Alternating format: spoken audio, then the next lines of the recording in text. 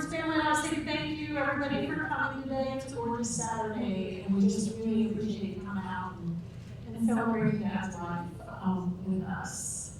I thought I'd start. First of all, this is kind of how we're going to play out. There's a whole bunch of chairs up here, and we're hoping that folks will come up and have a seat in the chair, and then when they're ready, tell a story. Tell us something about our dad that we may not know. Share the stories so that we can all have a good laugh with my dad, maybe a little bit expensive once in a while. As you know, Dad just loved to laugh, loved to have a good time.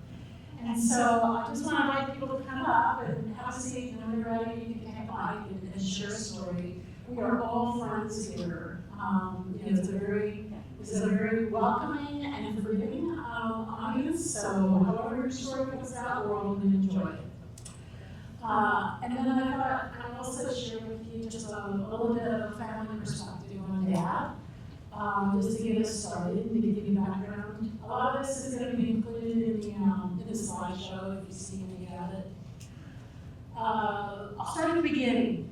Dad is actually first generation American. His mom and dad each immigrated separately from Sweden. And she worked as a housekeeper, and he worked as a chauffeur. Someone was a housekeeper, and Gus was a chauffeur. And so Dad knows what it's like to grow up in a home where your parents don't speak English as their first language, and they're trying to get established in a new country. And he knows what it's like to grow up and to live the American dream. So as Dad was growing up, as you might have imagined, he was a very precocious child. And he had an older sister and a younger sister, but he did have his way of getting into mischief. He did set the tree on fire that was in front of the house, much to his mother's alarm. And he took apart a car at one point and had pieces all over his bedroom. Selma being a very neat and tidy woman, I'm sure you not fully appreciate that. But anyway, he was a very precocious child and went on to high school to be a very popular member of the South Shore High School class of 1954. He and Mom grew up in South Side of Chicago and went to South Shore High School. And at South Shore High School, he was an exemplary student. He was elected vice president of the senior class, and he said, look, we don't anticipate any problems as long as everybody just cooperates. And you know Dad well enough to know that that's his whole thought. People can get stuff done if they'll just all cooperate. He was a fullback on the football team. He had multiple injuries, of course, some that haunted him to the end of his days. He was very, very popular, and in fact, his nickname was Go-Go. And everybody knew him as Go-Go. And so, in all the yearbooks and even the newspaper articles about how he played on the football team, he was referred to as Go-Go. And he met Mom in high school. They were high school sweethearts. And the high school newspaper had a little article about all the seniors, who was most likely to see this, that, and the other. And of course, Mom and Dad were the South Shore High School lovers, the fabulous couple, Go-Go and Nancy Shute, were the class lovers. So, he went home to marry his high school sweetheart. So after that, he was in school for many years. He loved mathematics. He studied mathematics at the University of Tennessee. And in 1964, he got his PhD. And that was when I was 4 years old. My sister was 5, and at this point, my mom's pregnant with twins. So it was time to get a job. And so Dad went on to start his teaching career, where he went to University of Georgia and Virginia Tech, and then of course UH. His passion, his absolute passion, is working with mathematics. He loved to just close his eyes and think about mathematics problems or physics problems. And his great joy was working on a problem that was outstanding that nobody had figured out yet. And most of the publications of his work are work that are the solutions to problems that have been outstanding for decades. And that's where he just really motivated.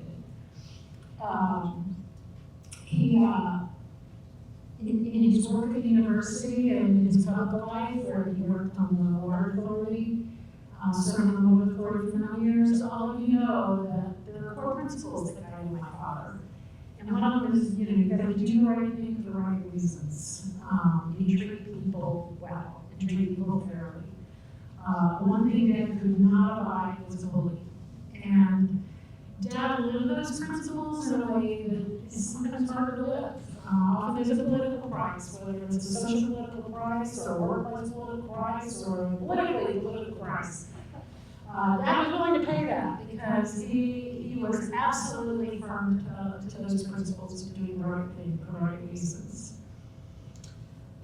Another thing, so growing up with Dad, as you know, he loved mathematics, and one thing he insisted on was that the family did live together. And let me give you just an example of a typical family dinner conversation. Did you ever wonder, is there a last moment that a plane's wheel is on the ground, and the first moment that it's in the air, and what would be in between that? And I can't tell you how many times we had that conversation. There were a lot of conversations and debates about pure mathematics that just consumed our family dinners. And I'm told that once Kathy and I went off to college, the family dinners turned to cars and computers. So the family dinners were a thing. So anyway, going on. Dad lived by the principles of doing right by everybody, doing right for the right reasons. So he had another principle he lived by, and that is never give up. And I don't know if you've ever been into his office, you've seen the sign. It's the stork with the frog, and it's never give up. And Dad lived that right up until the end, because as he had, you know, the last 2 years, he lived by that rule of never give up. And we're here today, not to mourn Dad, but to celebrate his life, because it is really a happy story. And I'm telling you, the last year of his life was proof of that happy story. Dad was told 2 years ago that he had a terminal illness and that he had two choices. He had probably about two weeks to live, or he could try something that might kill him. And he said, well, let's try it. And by golly, he not only did very well with the therapy, but he got back up and walking again. He was walking a quarter mile, half mile a day. He got in 2 more birthdays. He got in 2 more Father's Days. He got in a Thanksgiving and a Christmas. And it was a really great year. And that is the bonus year, what you get when you never give up. And so Dad lived the life that he wanted to live. He lived by his principles. And he never gave up. And so we're here to celebrate. We're here to celebrate the friends he's made, the laughs he's had, the joy of his life, and the joy that all of us have gotten as well. So what I'd like to do is ask folks to come up and please come share a story of something about Gordon, something we may not know. Would you like to begin? No, Thomas Morrow. But, Chris, please do come. Share a story. We have chairs if you'd like to sit and warm up. So my name is Thomas Morrow. I'm on the board of directors for the Clear City Water Authority, and that's where Gordon and I met. It was Bob Sage's fault that I'm on the board of directors for the Clear City Water Authority, and it's a happy thing that I got to meet Gordon and Nancy, without doubt.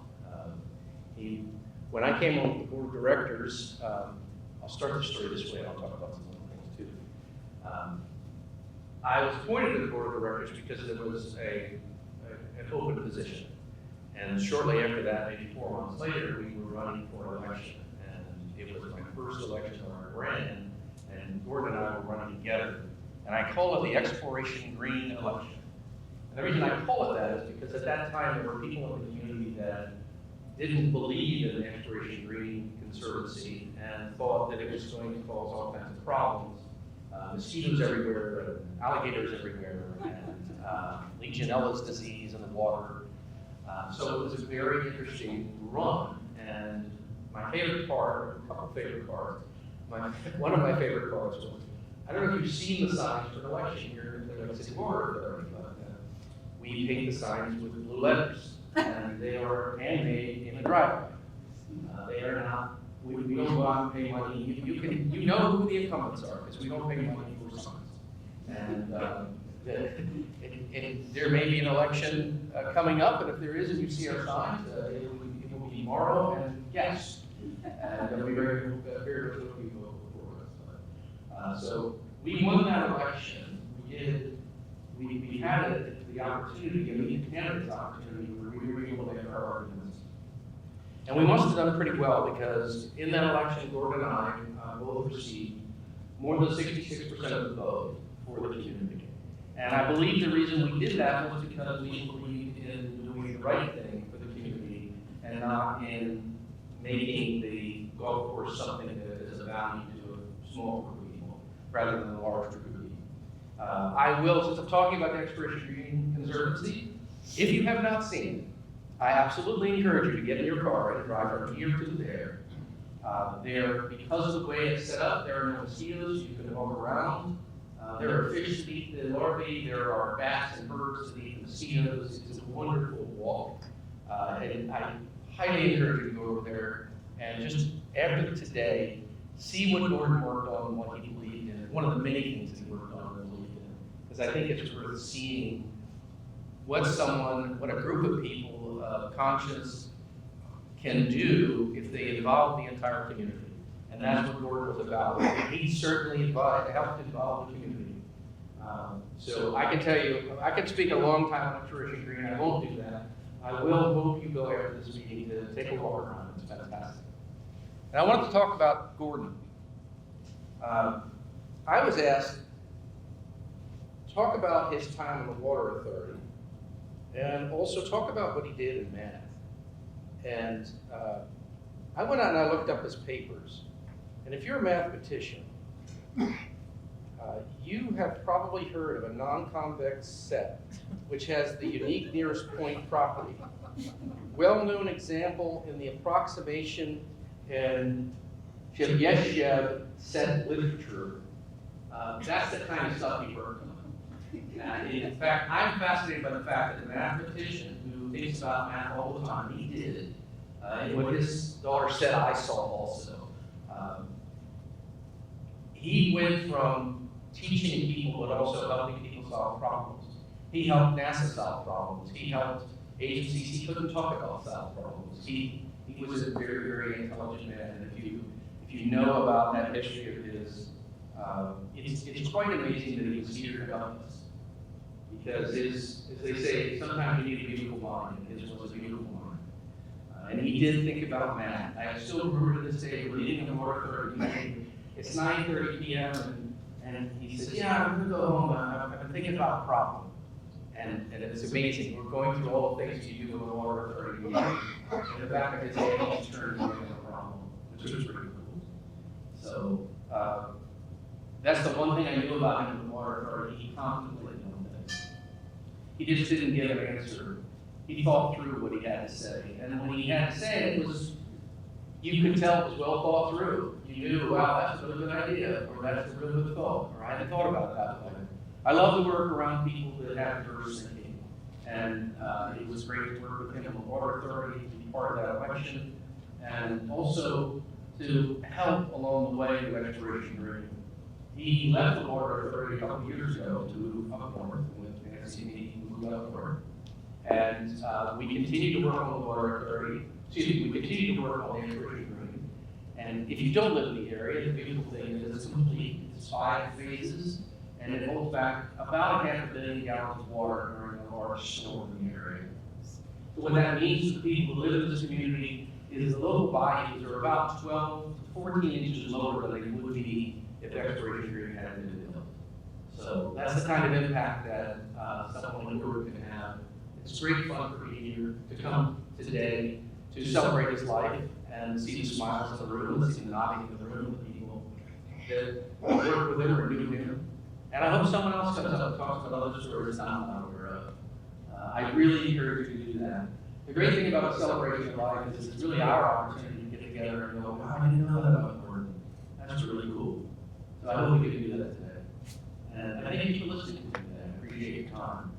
I'll end with this thought. I always wanted to, when I think about myself and how I want to be remembered, because one day some group of people, probably smaller than this, will say nice things about me. And I hope the one thing that they say is something I can say about Gordon, that he was a good man. I hope that's what people can say about me, because I can certainly say that about him. He's a good man.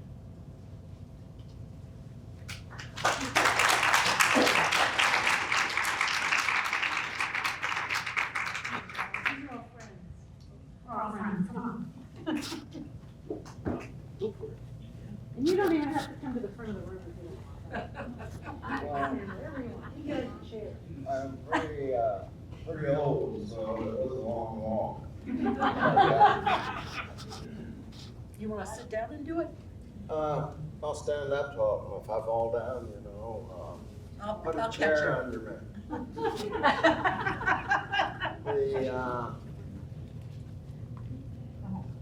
Yeah. I had some notes here.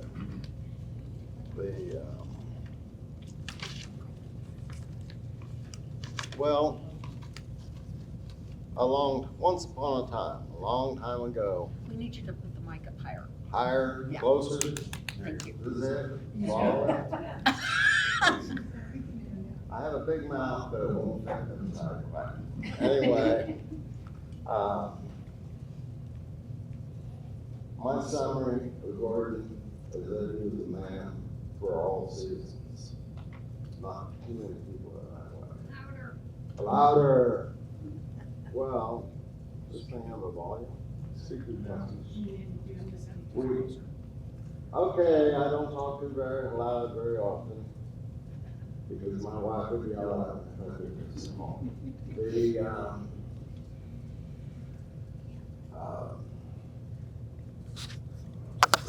Once upon a time, I heard about a math professor at my in Clear Lake City. And I said, being a math major and using a lot of math on my occupation. I said, maybe I go see this guy. I went over there, he's working on a car. And I always did a lot of work, because he spent a lot of time working on it. However, that impressed me, because most professors I knew weren't very mechanically inclined. So I said, and we got to chatting, and down through the years, we decided that we might be brothers. He didn't have a brother, I didn't have a brother, as I recall. So we needed a brother. Why, I don't know. I guess it was too much alcohol was working our thinking a little. But I decided we needed a guy like that at NASA. So I brought him to NASA as part of the summer faculty program originally. Wonderful program. So we had a couple of professors, as many as I could afford, because with our younger folks, they were really, really useful in providing a good example and someone to chat with. Because most of our people were really young, and people like, or they were really young and came in. And so when I heard him, he said, "What do you want me to do?" I said, "Think." And walked out of the room. Because I was hoping to capture his thinking process. Because I admired it. But down through the years, he worked on a number of projects. Maybe I'll let the other folks talk about some of them. But we were on the threshold of AI.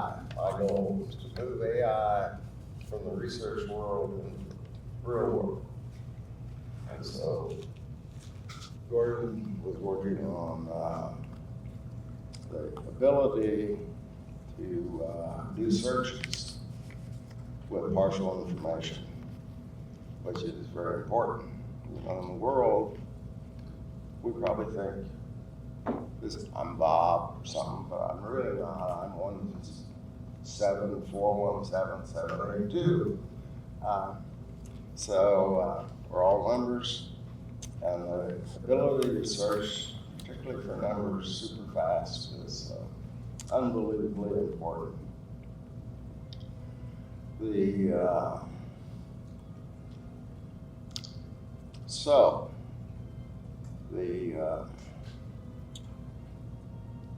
He and Lei Wong came up with a patent for searching with less information. There's that. He could tell us about it. I never understood the damn process, but it's very impressive. So, that's enough on the math stuff.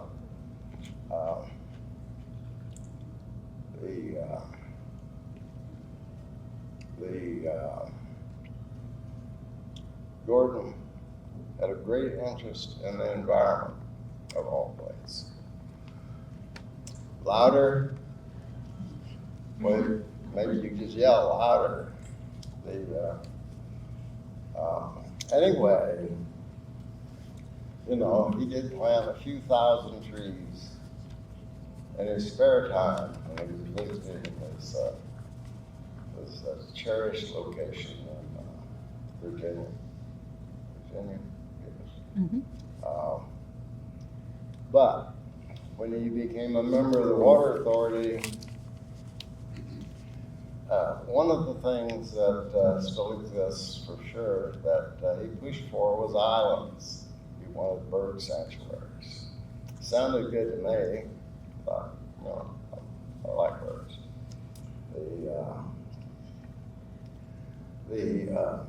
And then he also pushed for a stream and a waterfall up for our major parking lot. There's a large area that we sometimes plan on putting buildings in.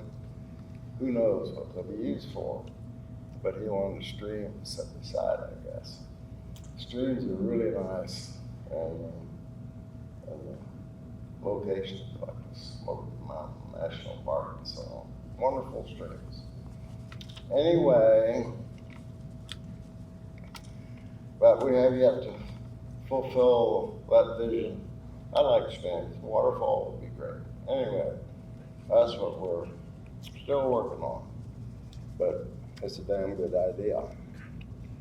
Another thing that not well known for in the NASA world is he came up with a way to predict sunspots.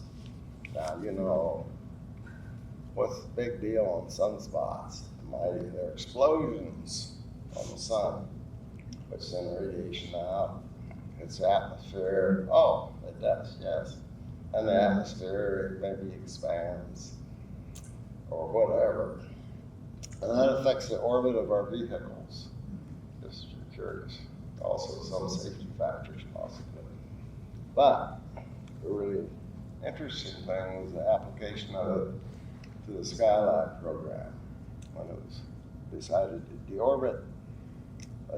Geniuses elsewhere at NASA predicted it would go into the Pacific Ocean in a harmless manner.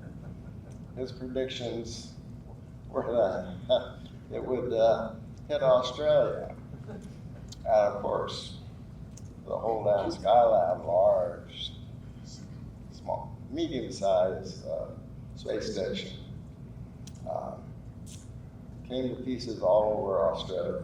Fortunately, there wasn't a lot of population out in a rather large area. So I always thought that impressed me a bunch. So I kind of hit the fact he was interested in the environment, and we covered the fact that he solved a math problem that hadn't been solved for probably, I don't know, 400 or 500 years. very interesting, but more important perhaps to the current world was the work in pattern matching without a lot of, with less information, because you know we have a lot of information that's messed up. So that's the highlights. That's why I say he was unbelievably gifted in many areas, and his interest was in really the right areas, I thought. So I enjoyed working with them and consuming alcoholic beverages for inspiration and so on for, hell, I don't know, what, 40 years or 50 or 60, we don't know. So that's really a summary of some of the more important things I consider super important. Thank you.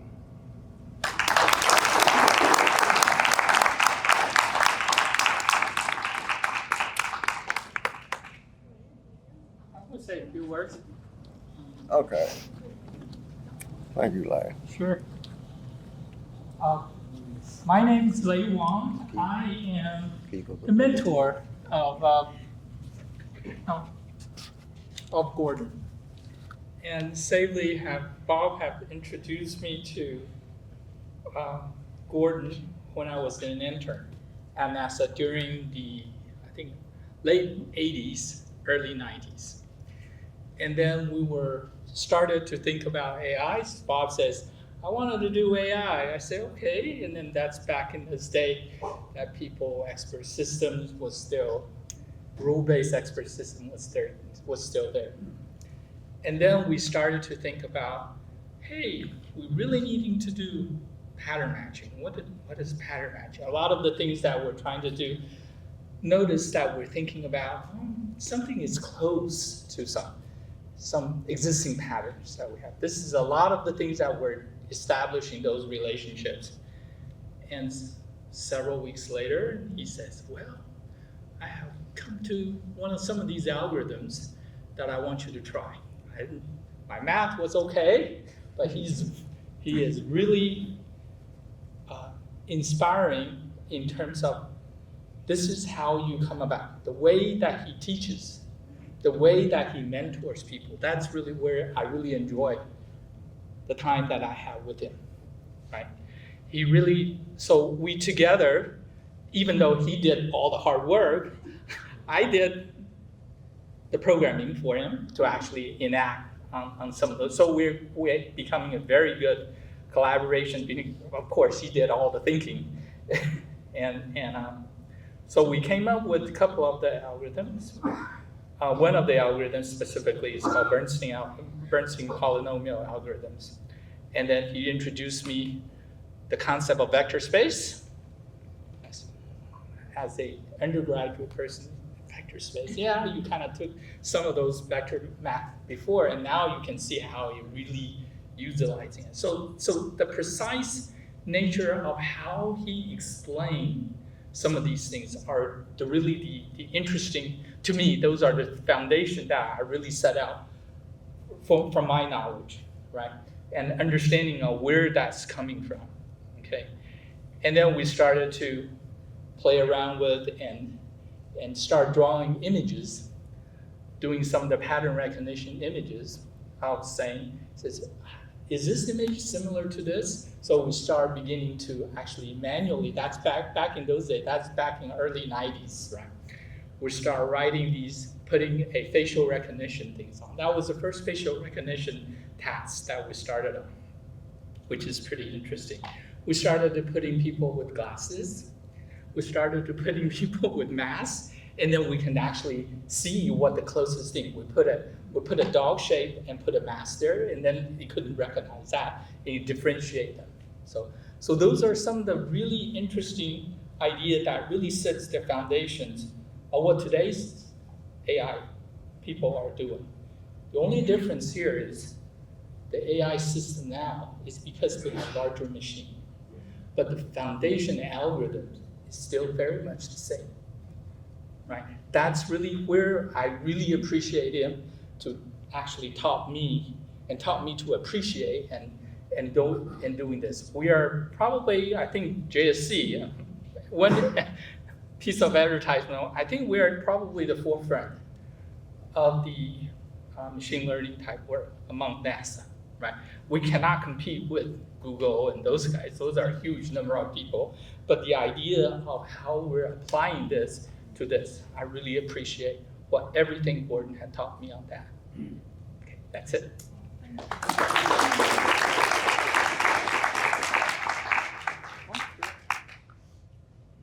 Thank you. Good afternoon. My name is Doug Peterson, and I can probably tell you more about Exploration Green. But even before that, I want to say that Gordon and Nancy are what I've often thought to be classic, progressive couple here in the Clear Lake area.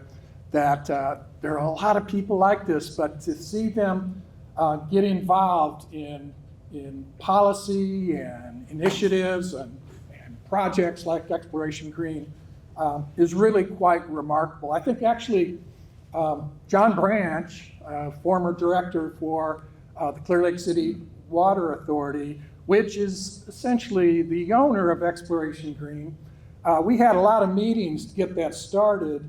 And one of the things that John said, and I've heard him say this many times actually, he said there's something about Clear Lake area and how if you have a problem and you're not sure what's happening, that people will rise to the surface to work on that problem and make things happen. And Bob Savely, where'd Bob go? He's the one, and likewise John Branch, and then Gordon Johnson played a really key role in the number of meetings that we had to create the Exploration Green Conservancy. We actually met weekly for at least a year to get it going, and that is all like 14 years ago. But Gordon, once he got elected to the Clear Lake City Water Authority, was our representative of our conservancy back to the Water Authority and to bring together what the Water Authority is trying to do with a volunteer set of organizations that was just people like you and me and everybody else here that raised their hand, like Gordon, and said, we want to do this, we got to get this done. And this reminds me of, I got to know Gordon a lot better when we were involved in this interplay between Exploration Green and the Water Authority. But when he had his first election, and I've been involved, we've got some people around here that have done a lot of elections, a lot of political work, but I actually got involved a little late in a little project called Keep Green Spaces Green. And Nancy's nodding, she knows. And there was a real grassroots effort to take charge and make the golf course, the Clear Lake Golf Course, into a huge flood detention capability, a flood detention basin. And to get that thing going, it took a lot of work.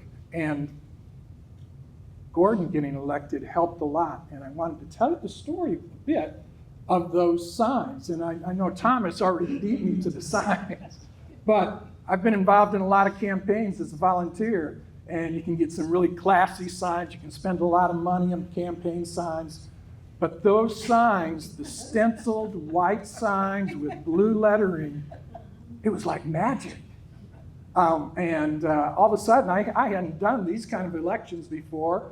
And one day, multiple days, I spent with Gordon helping him create the signs. But he was doing the real work, but we were just talking and having a good time and talking about what's going to happen once we get him elected and get Exploration Green going. But it worked really well. I guess my part was he was making the signs and I was helping get them distributed and placed. And as you understood from Bob, he was elected. And that was the start of 9 years of really important focus that he provided to Exploration Green, the Conservancy. Gordon had the capability to, just like Bob said, very thoughtful. We would be having all these discussions about what should happen with Exploration Green, how to make it work and how to pay for it. And all of a sudden, there'd be this kind of pause and we would turn to Gordon and he would explain it all to us. It was really good. But my wife actually helped in a couple of the board elections as a treasurer. And she and I were talking this morning, and she said the thing about Gordon was he was the kindest man ever. She said he was a kind soul. And I thought, that's right. That is just the way he was. Very smart and somewhat quiet in times, but very, very kind. One thing I wanted to say was I get a kick out of it. His parents came from Sweden. My grandparents came from Sweden. And you don't run into many Swedes down here in Texas. And he was one and I was one. And at some point I told him, you know what, we could be brothers. We could even be cousins.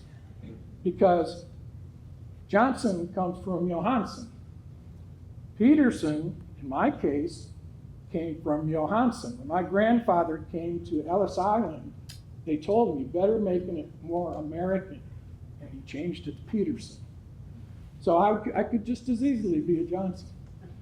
So we got a kick out of that.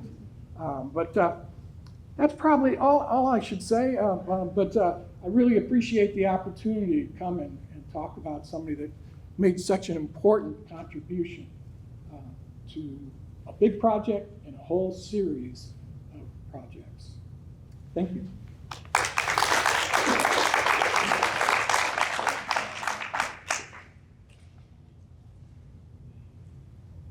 So I'm Suzanne Savely. My dad is Bob. My mom's over here too, Judith Savely. My sister Mara helped arrange this great event today. And you can't hear me? Okay. That's better. And so my brother is an attorney, works for BlackBerry in Toronto, Canada. He really wanted to be here today, but he couldn't come. So I'm going to read a letter he wrote. Starts out, Dr. Johnson, along with the entire Johnson family, was such a big part of my life growing up. I recall with fondness what a privilege it was to spend time with you in your beautiful home. Whether it was a party or a Saturday night card game I was brought along to, I was able to gain a great appreciation for your friendship and hospitality. The wonderful example you provided me is one that I've tried to emulate with my own friends. I also have great admiration for Dr. Johnson's commitment to civic virtue, which he personified through the simple acts like painting election yard signs to stepping into the role on the Clear Lake City Water Authority. His dedication to and counsel on the important causes of the day, and his willingness to commit his ideas, time, and energy made Clear Lake City what it is today. That legacy will continue. Of course, I also enjoyed his ability to ask well-crafted and deeply meaningful questions. He could really get you thinking and cut quickly to important topics in a uniquely subtle way.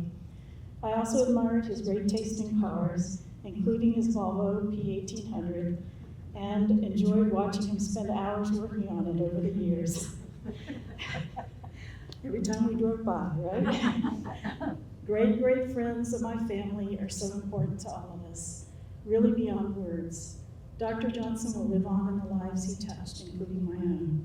You are all in my thoughts during this difficult time. Love, Matt.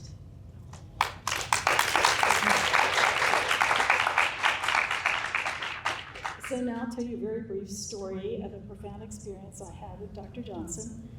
When I was moving from a rental home into an apartment many years ago, I was redistributing my lawn and gardening equipment.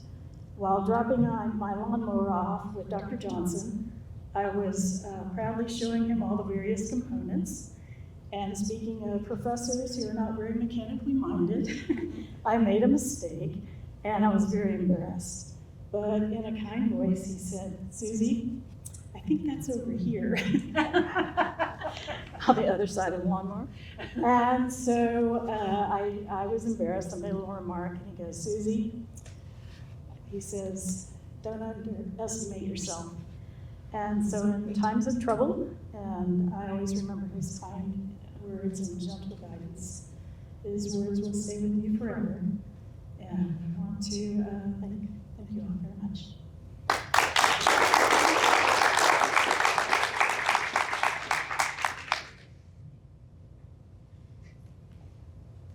My name is Chris Schaefer. I'm not scientific. I'm not capable of anything that all of you have been talking about, but I was a neighbor for a long time. And I had the most incredible good fortune, my family had the most incredible good fortune of living between the Servants and the Johnsons, and having the Saveleys having introduced us because Judith found the house that we were living in and made sure that we bought it. And we were the odd ones out because we were musicians, okay? But that meant everybody had a piano teacher, so that worked. And we had wedding music and we had party music, so that worked out really well. But what I would like to say, it has to do with the character of the neighborhood that Gordon and Nancy helped create, and of course Oscar and Francis and Judith and Bob. It was so loving, it was so supportive, it was so all-inclusive. We had wonderful neighbors across the street. We had wonderful neighbors all around us. We did fun things together, and things that you don't even think about. Gordon went with us to the symphony, to the alley. We rotated holiday dinners around all of the families. We had Christmas carol parties, occasionally including a pony. It was a very, very fun time. And just one little specific Gordon anecdote is my son is a doctor now. And of course he was having to take, or wanting to take, a lot of biology and math and science in high school. And he hit calculus, and it was like hitting that wall back there. And he looked at his trumpet player dad and his piano player mom and went, "I'm in trouble." And so he went next door. And Gordon spent, I think, almost every day that semester with Richard, making him understand what he was doing and making him ace it in college. And it made an enormous academic difference in my son's life that Gordon had the time, when he was doing all of the things that everyone here is talking about, he had the time to spend with Rich every day for a semester until he got him going and got him thinking, and then he could take care of things himself. So my memories of the Johnsons, the Servants, the Saveleys, the Campbells across the street, that whole neighborhood, it was a very rich time. And I don't think, everybody's talking about his wonderful contributions to the world at large, which will be remembered. But mine are very much more, if the tree needed to be trimmed, he would help. If we had to get a cat out of the bushes, he would help. If we had to go over and I couldn't make something work, he would help. He was always there as a neighbor and a friend on my level, which was not what you all are talking about. Anyway, I just wanted to share. Thank you.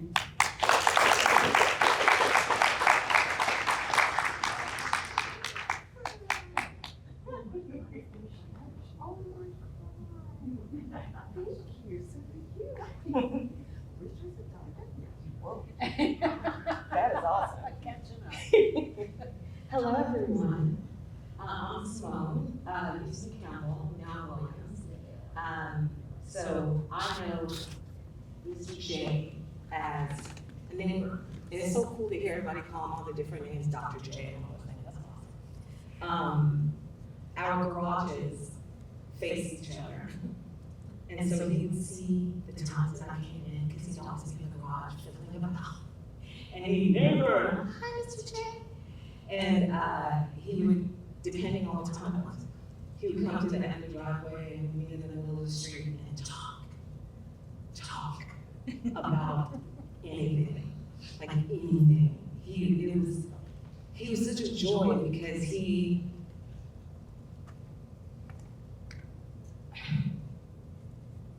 he wanted to know everything. So like, I had braids. And he'd walk down and be like, where'd you get braids? What'd you do with your hair? And I'd be like, I got braids. And they're long, and he wanted to know, well, how? And I'd explain, because I had short hair the day before. And I'd explain it to him, okay. And then if I lost 5 pounds, he'd be there, I see neighbor. And I'm like, he was such a love bug.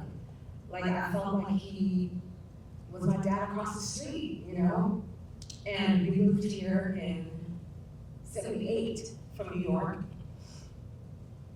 My parents are from Trinidad, so I was firstborn American, and we moved from New York and moved to Clear Lake, 78.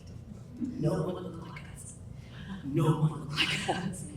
And to meet the Johnsons first, to usher us into the neighborhood was pretty beautiful, because my experience in Clear Lake could have been very different.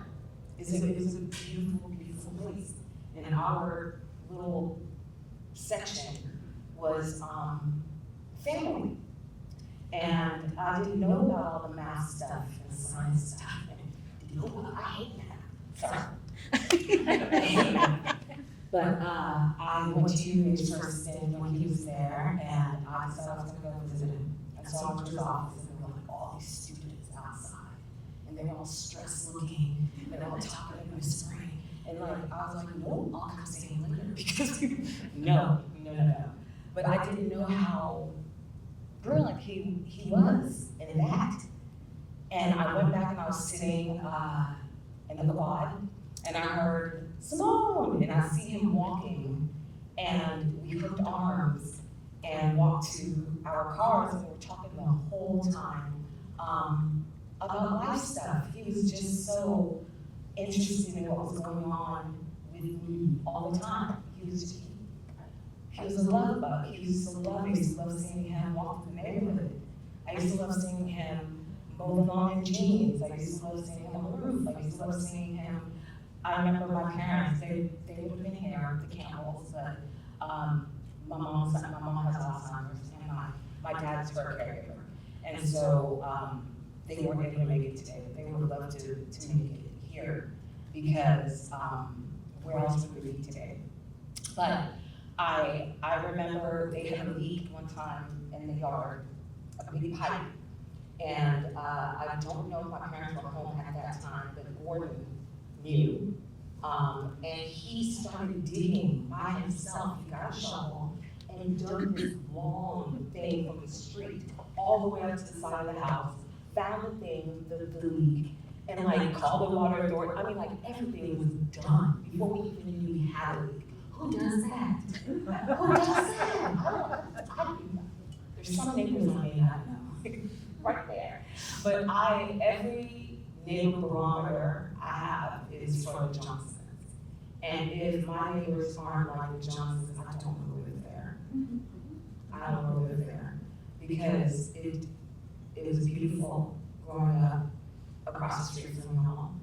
And it was beautiful having this big burly man with the best head of hair I've ever seen. Lived right across the street. And he, I loved him. And the good thing I know is that he knew I loved him. So that's good. I know he loved me, and he knew I loved him. So that's good, because when y'all moved, you know.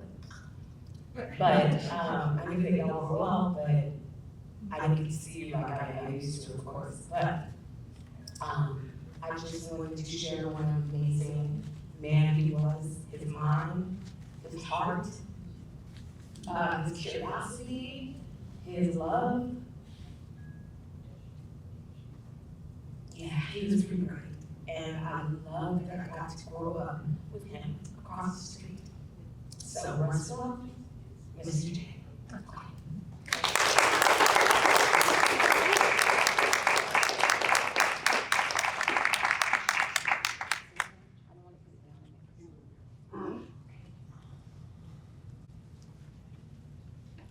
So I'm Darby, and Stand.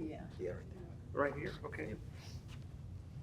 So I'm Darji, and I took a class from Gordon way back end of my freshman year. I was a student at the University of Houston. So I was taking differential equation class at the end of my first year. And we had this professor. And usually the students talk about, hey, who's this professor? Like I think he'd been gone to IDA, Institute for Defense Analysis, for a year or two, so we didn't know. Nobody kind of knew him among the undergraduates, the first year students. And so we're like, I don't know who this guy is. So then we took the class, and I'm like, wow, this guy's really cool, right? And so all the students are like, oh, this guy's really cool because he came to class, he's super chill. And then, sometimes he didn't even carry the book. The other professors like, okay, where's my notes? Where the roster, blah, blah, blah, blah. He just come to class and just, writing stuff on the board, discuss stuff. And so I think, oh, this guy's really cool. It was a short course, 5 weeks course. And I went, oh, wait, can't hear? Is that better? Oh, sorry, okay. And so, 5 weeks course, short course class. And so I went by his office once in a while, but I thought, oh, this guy's really cool. So he was teaching something called vector calculus in the fall. And so I was an engineering major. So my father is an engineer and first generation, from South Asia. It's like, okay, it's engineering or medicine, right? So I'm like, yeah, sure, I like math, so I was doing engineering as an engineer as a major. And so I took his class in the fall, vector calculus. And so somebody got up there and said, hey, take the smallest positive real numbers. And he's like, oh, wait a minute, and then we got a discussion about this. And the whole class, actually, we never covered vector calculus, right? We started doing topology on the line. He's like, okay, you guys, he gives some axioms, prove stuff, and I just love the course. I'm like, wow, I really understand math now. Before, I just did computational math, but nothing theoretical, none of the theoretical math, right? So at some point, I'm like, okay, I'm going to change my major to mathematics, right? And so I was also young. I was 17 at the time, and I was sophomore. So staying at home, my parents are like, no. Every semester you take a class, you like it, you're going to change your major. Math is good, but math's for engineering. Math's not for like study math. And I'm like, oh no, but this is what I want to do. And they're like, well, you don't know what you're doing. And so I'm like, okay. So I went to Gordon Johnson, and then I'm like, well, so what can you do degree in math?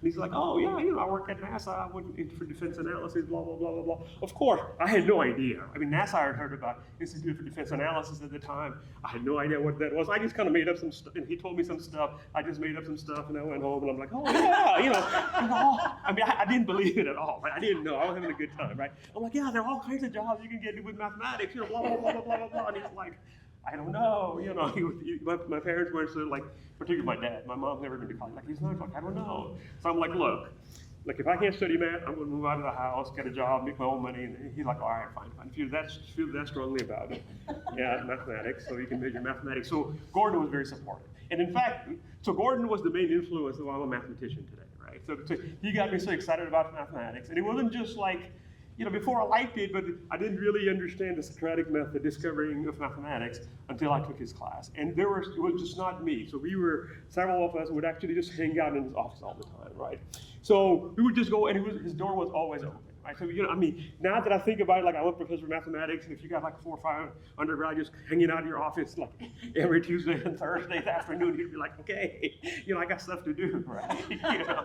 But he was just never, ever, right? Very supportive.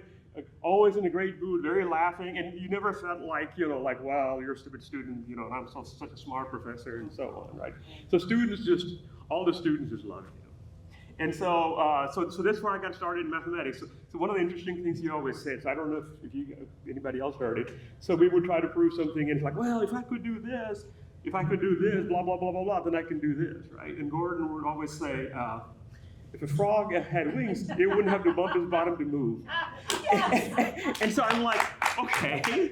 So it was never clear. Okay, is it like a philosophical statement, or is he saying like, okay, that's a really stupid idea because like a frog doesn't have wings, right? So I never quite figured it out what he meant, but maybe it could be either one depending on the context, right?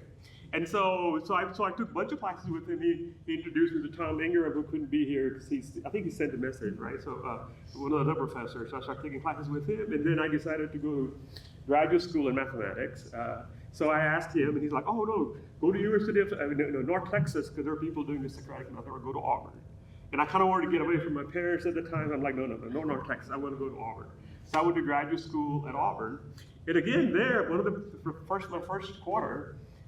J.P. Holmes was my analysis professor, And I told J.P. Holmes, like, hey, here's who I am. He's like, oh, I took the class that I was taking from him. He actually took it from Gordon. He just couldn't go on and on about Gordon. Gordon, I was like, oh, he's this unique person, great mentor, great motivator, very enthusiastic, excited about mathematics, right?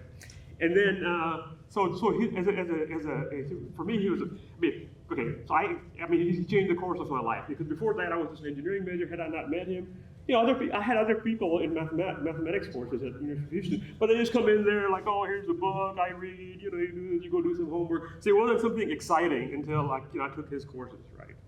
And so, the other thing I wanted to say was, so the other thing which is very different about him, looking back on it, being a mathematician. So nowadays, a lot of mathematicians, right? Culture has changed, right? Professor at the university, he's kind of like a machine, right? You just go in there, and you got postdocs, graduate students, blah blah blah blah blah blah blah. So he had a very different attitude for the old school, and in particular to him, that he just worked on interesting problems. It wasn't like, okay, some sort of a cookie cutter, I do this, then I do this, then I do this. I need to get, 2 papers out. I need to do, I need to get so many papers out. I need to get a grant. And so he was just enthusiastic and excited about mathematics, right? And very doggedly, right? So he worked on some very hard problems. The one you've heard about, the unique near-point problem, which is a counterexample in interdimensional spaces. And so I think his solution was like, I don't remember the first solution, but he had like 250 pages long or something like that. And then he finally published it, was over 100 pages long. And then finally somebody else a couple other guys came along and simplified it. So very difficult problem. But always he just didn't give up, right? He was excited about mathematics, he felt his enthusiasm. And, so this is one of the things, I remember him very fondly. So he actually changed the course of my life, because I'm a mathematics professor now, but also I've had I was just a Fulbright distinguished scholar in Prague last year. He also opened up to mathematics science is not just University of Houston or whatever. It's the international community. But I think he also spent some time in Croatia, right? You guys went to Croatia a couple of times, 3 times at least, yeah. And South Africa. Oh, yeah. The other thing was Ames Institute in South Africa. He was also very involved in that, and that actually made a big impact. So all the students he met, he was just students just loved him, and he had a big impact on us.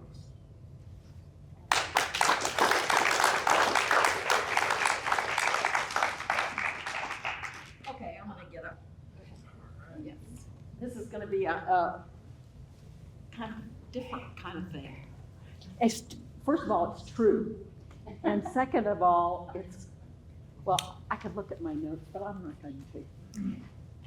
It's amusing thinking about what happened when I went to high school here in Clear Lake, and I had 2 math teachers that were taking a course with Dad at U of H, Clear Lake. Okay, here's the story, the backstory. Let me first make a statement. I suck at math, okay? It is not my thing. I thank God I got a calculator in my iPhone.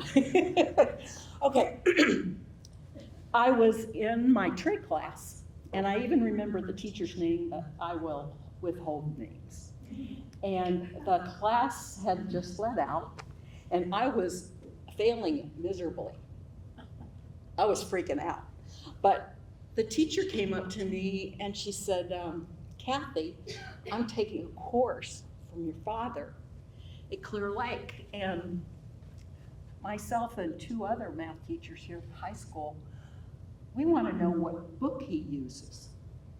And I thought, I have no idea. So I said, well, let me see if I can find out. Can't hurt to ask, right? Well, I kind of was a little bit spooked by it because I didn't ask about it at the 5 o'clock dinner where we all sat around the table together. I had to wait a day and sort of think about how am I going to ask this question? And so in doing so, I thought, okay, I'm not going to say it directly. I started off with something like, how do you figure out how and what type of math problem to give to your math students? I mean, to me, I don't know that there's different types of mathematics. That wasn't on my radar. And I was just sitting here thinking, well, And I brought this up to Dad. And he looked over at me, because I always sat to his left. And he smiled at me and kind of said, "Why do you ask?" And then I thought, okay, here comes the next question. Well, I was just wondering, how you come up with them, if you use a book, or do you have required reading? How is it that you make those determinations? And then he turned and looked at me and smiled. And he knows something's going on, but he's not sure what, because I would never ask this question. He says, "Well, no, I make them all up." I was flabbergasted. I thought, he doesn't use a book? I mean, really? And the next day I went to see my trig teacher. And I said, "I've got a story for you." And I told her my story. But she had a better story. She decided to go during office hours and see my dad. And they didn't talk about mathematics. Instead, they talked about canoeing and sailing in Clear Lake. And that is the end of the story.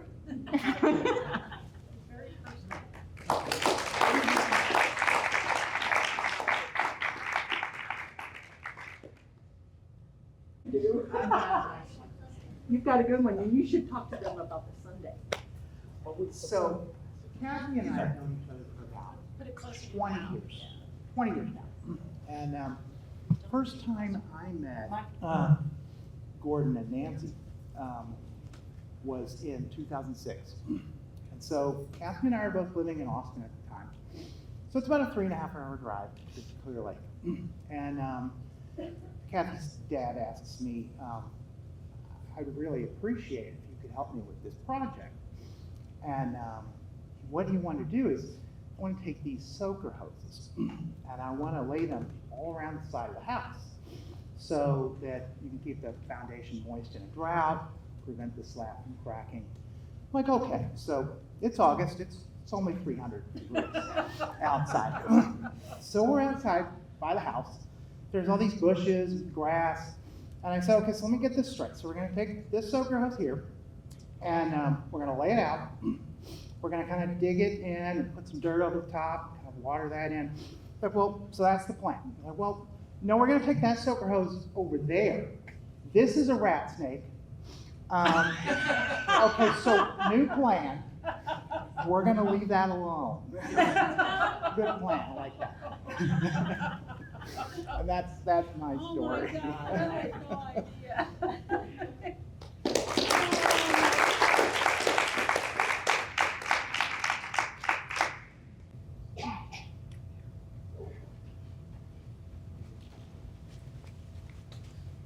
Hi, I'm Philip Walker. I first met Gordon, 60 years ago. It was in the fall of 1965. I had him as a professor my first year in graduate school at the University of Georgia. And it was a great course. It was very, very different. He would just come in and write questions on the board, problems that we were to solve. And he didn't just lecture. He didn't try to pour facts into us. He didn't use a book, really. He just gave us questions to work on. And we developed a fierce competitiveness for solving the problems, because we would do the solutions and present them in class. And that really just became the foundation of my mathematical training. Now, we spent those, I guess, 4 years at the same place there, and Gordon went off to Virginia Tech. I graduated and got my first job there a couple of years later, so we were both at Virginia Tech in Blacksburg, Virginia. He was a great colleague then. I remember him being a very compassionate person, very interested in people, and I guess kind of got crossways at times with some people in the administration that didn't really want to live up to their obligations and responsibilities to people. And I always remember him being a compassionate and kind person, and very interested and always willing to listen. I remember he was working with graduate students there, and he gave a picnic on that property that you've seen several times here. I guess they had recently bought, he and Nancy had recently bought that property, and it was a really good time in our lives there. So after a couple of years there, Gordon got a job down here at the University of Houston, and a couple of years later, I also got a job here. And the two of us spent the rest of our careers there. I retired a couple of years ago, and I have many fond memories of working with Gordon. Not just with mathematical problems, but just everyday problems. His door was always open. He always had a kind listening ear. And in there, he was always concerned with people and being fair to people. He was, I remember, I don't know that anyone has mentioned it or not, but in the early 70s, he got together the means to create the Houston Journal of Mathematics. It's a very important scholarly mathematical journal that exists today. And it was with considerable great effort that he got this together and was able to continue it as the managing editor. And so I just remember Gordon with great affection. And I'm glad that he was a part of my life. Thank you.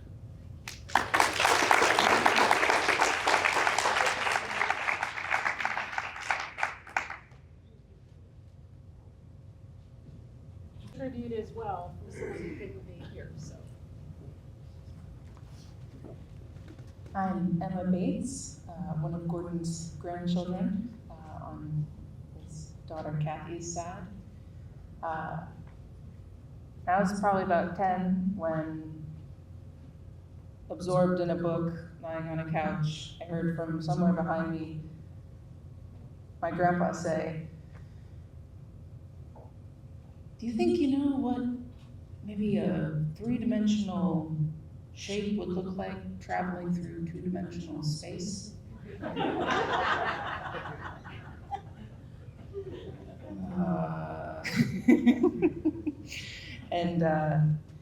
And that's what it was like growing up as a grandkid of Mr. J, apparently, which I'd never heard anybody call him.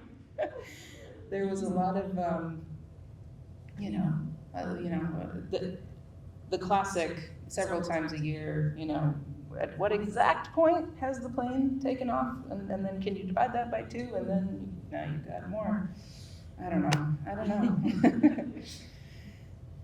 And actually, those are the words probably that I keep thinking about in relationship to him. Because if you knew him, at least in the capacity that we did as kids, there was a lot of, we'd ask a question, or he'd ask a question, and we'd ask it back to him, and he'd go, "Oh, I give up." You to figure it out. Exactly. And, for folks in the mathematics world, we'll call it the Socratic method, teaching Socratically, asking questions. And, I've been thinking a lot about what that felt like more as just as a leader of family figure, right? Most adults don't actually let kids walk away from a conversation without having answered the question, right? It was actually, I think, a pretty unique thing that he was doing, because he would ask a question, and as his students would know, he wouldn't answer it for you. You'd sit there all through class trying to figure it out, and then you'd leave, and nobody will have answered the question. Which is, there's a reason most teachers don't do that. I taught for a while. It feels very uncomfortable to leave a question unanswered by people who are looking up to you. But he did, and I think that there's that I don't know is pretty useful right now. right? There's a lot of things happening that are stressing people out. There's a lot of things to worry about in people's own relationship futures and their health and their family, you know. And I think that if I hadn't grown up with somebody who taught me that adults often don't know, even if he was mischievously smiling to indicate that in fact he did know, and that it was okay to say, I don't know, and not have an answer. I think that it gave probably all of us a certain resilience. You know, there are parents who grow up knowing everything, and their kids need to know that they know everything, and their grandkids need to know that they know everything. And he was courageous enough to not know, and courageous enough to be the kind of leading figure who doesn't always have the answer. But taking it back to the mathematics, you know, you get to thinking, all right, what does that shape look like? You know, is it flat, but maybe changing its circumference? You know, there's a lot of thought that goes into that, and you go back to it with your theories about what he wanted you to know.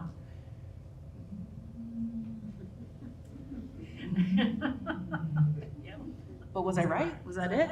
Whoa. And, you know, for anybody in the room who's studied mathematics, which I had just a little bit here and there, you know, as a college and stuff like that.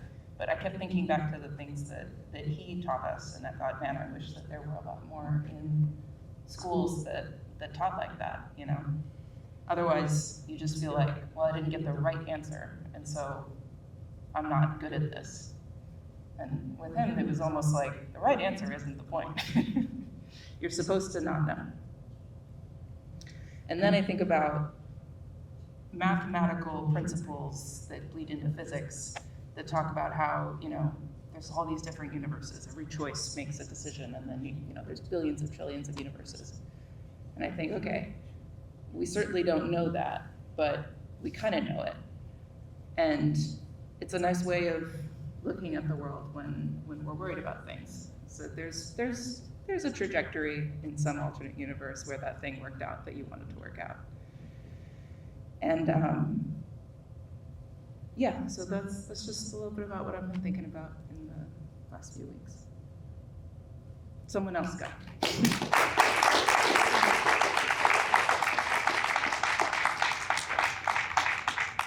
My name is Mohammed Nasrullah. I have known Gordon for many, many years, Gordon and Nancy. But there's one thing that I remember, and I think Thomas mentioned it, when he and Gordon were running for the water authority. A little bit of background, my place of worship is there at Islamic Center, which is right next door to the Unitarian Church.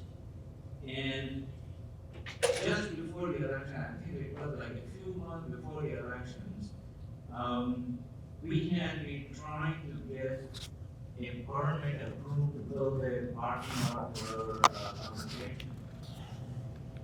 And I'm sorry to say, the water authority, before you and Gordon joined, they gave us the water runaround for 3 years.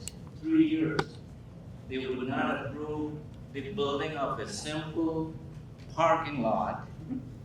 And when Gordon told me that he was running for the water authority board, I told him about this issue, this whole history and all that, and all he said was, Muhammad, we'll take care of this issue.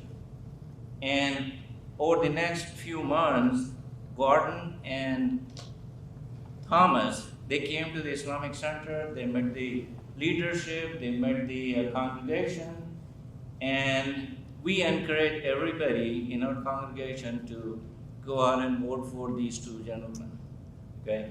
And if I remember it right, that was a landslide victory for you guys, both of them. Yeah, it was just true. The vote count was a historic event for the elections for the water authority, because normally for an election like this, the turnout is, if you're lucky, it's 2%. It's extremely low. But they both got elected, and the following board meeting, our permit was approved. And it was, I mean, everybody at the congregation remembered this thing. So the quality that I remember most of Gordon was he helped people.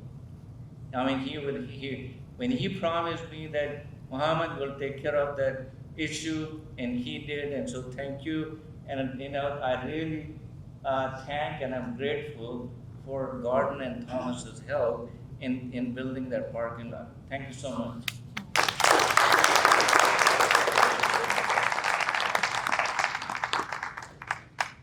And there are folks that weren't able to make it here today that we will share the video with as well.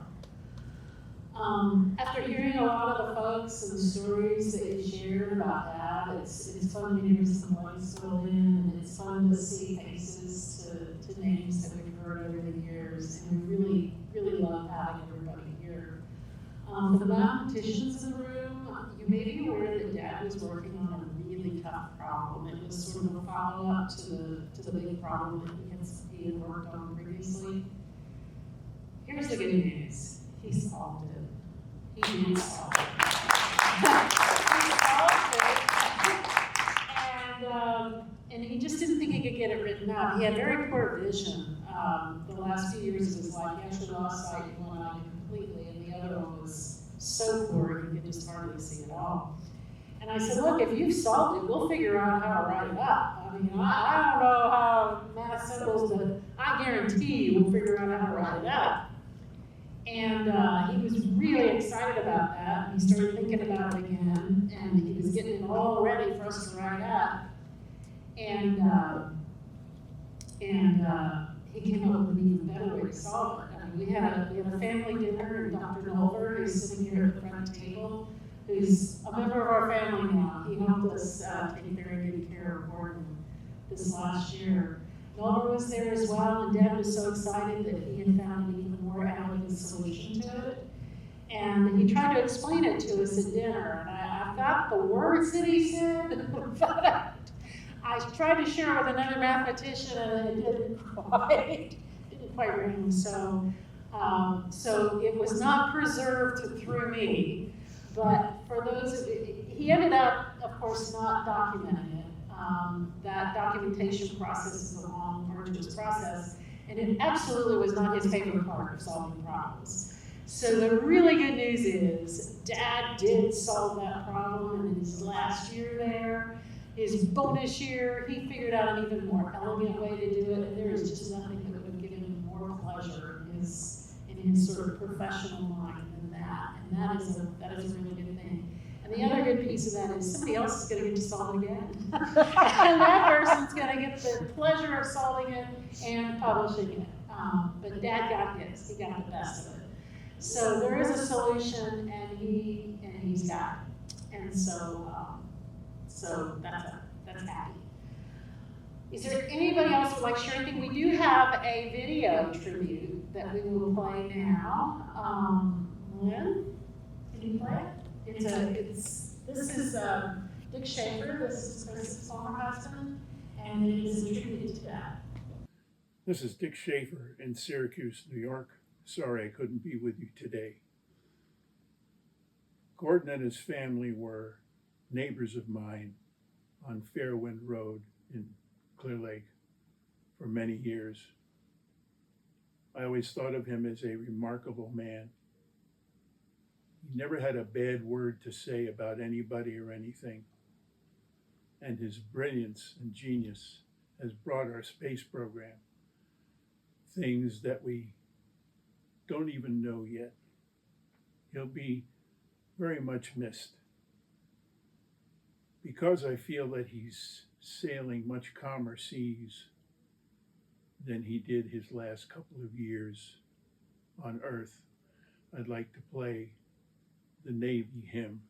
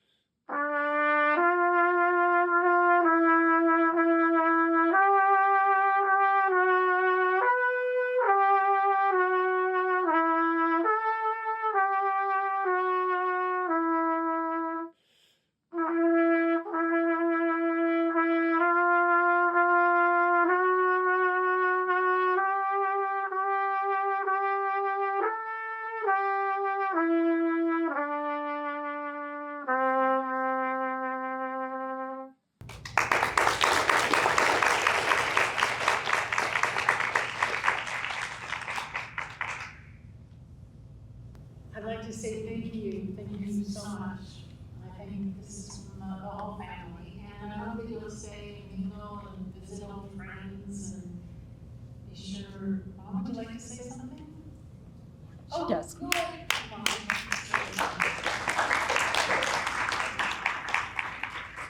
Here, so that people can see you on the video. Okay. I'm gonna read it because that way I can get through it. Put the mic real close to Real close. This has been a beautiful day, thank goodness. We could have had a hurricane. I have enjoyed seeing all of you again. Some of you have traveled a long distance, and I appreciate that. For some time, I have wondered what other people might say about Gordon if they could. If he told a student he was doing a good job, that would always be understated. He hardly ever told me when a paper was accepted for publication. I would learn about it overhearing a phone conversation, or if one of his math friends said something to me or within my hearing range. His advisor, Professor early on, said, Gordon doesn't suffer fools lightly. Another advisor professor said, he will love 3 things in his life. One will be cars, another be math, and there will be you. But not exactly in that same order. He was very fortunate to have excellent professors at Illinois Tech in Chicago for undergraduate school. He was given a class to teach while there. It may have been an engineering class, I'm not sure if it was a math class. We decided we were grateful to have lived this wonderful life. We had plenty of time together to reflect and to say goodbye, and we took advantage of it. I truly believe he was a happy man. Thank you for affirming what I already knew. He was a good man. Thank you again, and for a parting note you need to know. This day would never have happened without the Savely family. Mara Savely has been the leader in doing the legwork, the computer research to get this all to this point. We wouldn't be here without them.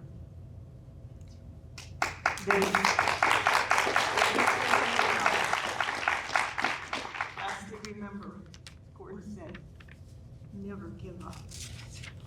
Thank you so much for coming.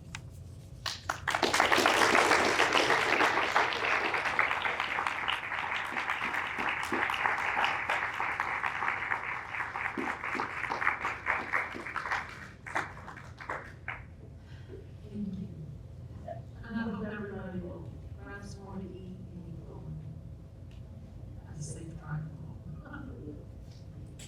Now you can tell it how you figured out what to do with the full keg after Susie's wedding. Okay. So Paul's on there. All the neighbors, he got Mr. Seabrook's in on it. He got Mr. Schaefer's ad. They're all sitting there, and they were solving the problem of the full keg. And they were drinking the beer. Okay. Yeah, drank the full keg of beer against somebody's house the day after one of our weddings, and all the neighborhood men came over and leaned against the wall and kept drinking until the keg was empty. So that was one of our fun weddings, none of which I should not mention. So we're ready to try again. Are you single?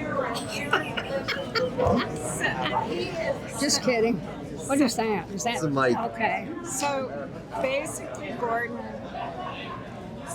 So basically, Gordon figured out the problem of the full keg. Yeah, he did. And they solved it. Yeah, the beer was at. I just wanted to get down. I gotta get on the road.